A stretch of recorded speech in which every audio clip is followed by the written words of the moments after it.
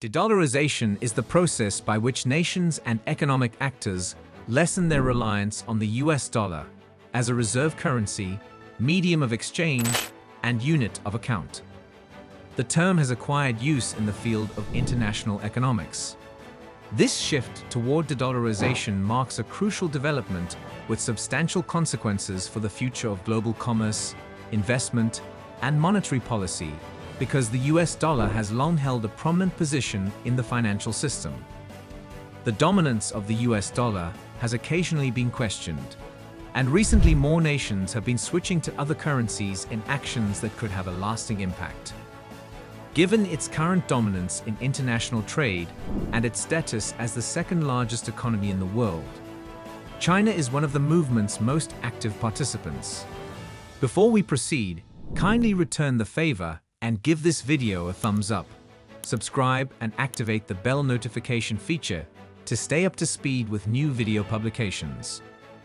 According to David E. Sumual, chief economist of Indonesia's Bank Central Asia, the largest privately owned bank in the nation, the shift is a reflection of the global de-dollarization process that is currently underway. The de-dollarization process has begun not only in Southeast Asia, but also in Latin America and the Middle East, according to Sumual. The trade and investment relations have changed fundamentally, yet the global monetary architecture remains practically the same, he added. The ASEAN countries seek to employ more local currencies to enhance economic growth and lessen negative side effects like high inflation, because, according to him, abrupt policy changes in the US and other central banks always produced volatility in the area. Based on the IMF's projections for the trajectory of trade in 2022, mainland, when 61 nations' imports and exports are taken into account, China is the top trading partner. In contrast, the United States was 30 countries' top trading partner.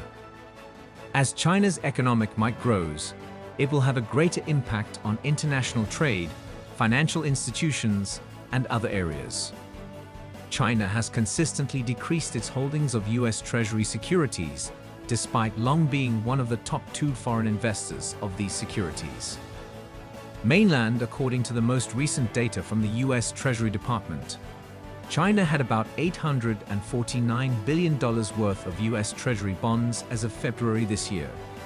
According to historical data, that is at a 12-year low. To improve the status of the yuan on the international stage, China has been actively entering non-dollar partnerships. At the end of March, as more nations conducted business in the currency, the use of Chinese yuan in foreign exchange swaps experienced the second-largest quarterly increase, according to Bloomberg. According to figures from the People's Bank of China, swap line balances totaled 109 billion yuan in the first quarter, 20 billion more than the previous quarter.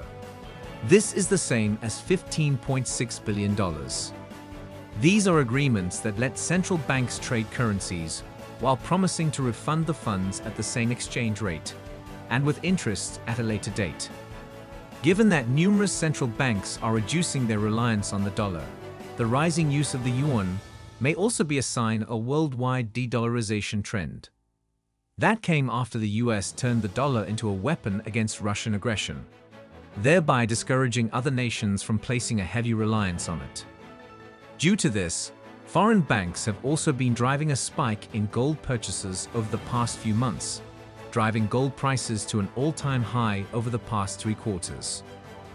Yuan has frequently been mentioned as a potential replacement for dollars in a de-dollarized world, but most observers concur that this is severely hampered by how closely the Chinese government controls the currency.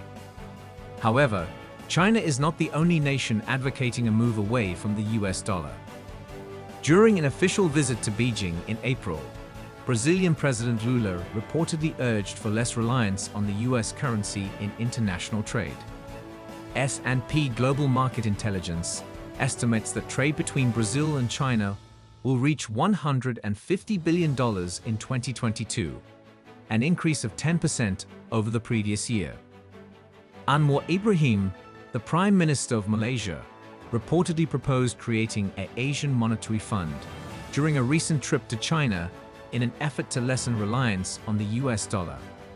Malaysia's trade minister expressed Malaysia's worries about Asia's reliance on the US dollar in an interview with CNBC on April 6. Policymakers also explored the concept of moving away from reliance on the US dollar, the Japanese yen, and the euro and move to settlements in local currencies at the March conference of ASEAN finance ministers and central banks in Indonesia. Early in April, the Ministry of External Affairs, MEA, stated that India and Malaysia would begin settling their commerce in the Indian rupee. This news was widely publicized in Indian media. India's oil trade offers the clearest indication of a dollar-related shift that may prove to be long-lasting in response to the upheaval of US-led international sanctions against Russia. For many years, paying for oil in dollars has been a fairly universal practice. India is the third largest oil importer in the world, and once the Russia-Ukraine crisis started, Russia became its main supplier. Since December 5 of last year, most Russian oil purchases by Indian consumers have been made in non-dollar currencies, such as the United Arab Emirates dirham, and more recently, the Russian ruble, according to numerous oil trading and banking sources cited by Reuters. Nevertheless, China has been stepping up its attempts to stymie dollar trade by signing non-dollar agreements with nations like Kazakhstan and Brazil. Additionally, the yuan recently surpassed the dollar as the most popular currency in cross-border transactions involving China. Which central banks used the swap lines in the first quarter was a matter of secrecy for the PBOC. A standing currency exchange arrangement between the US and 5 national banks in Canada, England, Japan, Switzerland, and Europe is in place at the same time. Fears that Washington is turning the world's financial system into a weapon against Russia because of the Ukraine war have fueled the de-dollarization discussion for the past year. Even prominent investors have voiced their opinions. The sanctions that reduced Russia's dollar currency reserves in April, according to billionaire investor Ray Dalio, increased the perceived risk that those debt assets can be frozen in the way that they've been frozen for Russia. As a result, several nations began gathering alternative assets and currencies to utilize in trade and store in their reserves.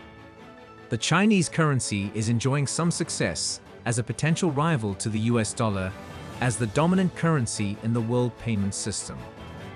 China has agreements with nations like Russia as it seeks to expand the usage of its currency abroad.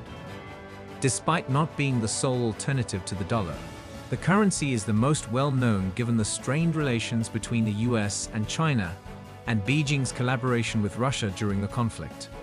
And now, let us hear from you in the comment section below. Keep in mind that more videos will be up soon. So be sure to like, subscribe and hit that notification bell in order to stay up to date with new video alerts. Also, sharing indicates you want to see our content reach a wider audience. Thanks for watching. See you in the next video.